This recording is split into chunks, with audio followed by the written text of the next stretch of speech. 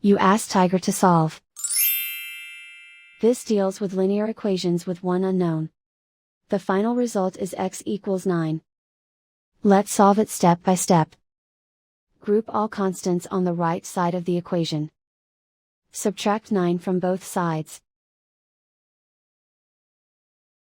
Group like terms. Simplify the arithmetic.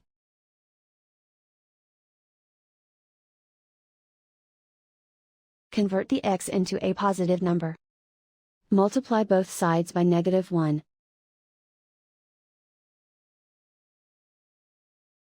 Remove the ones. Simplify the arithmetic. And so the final result is x equals 9.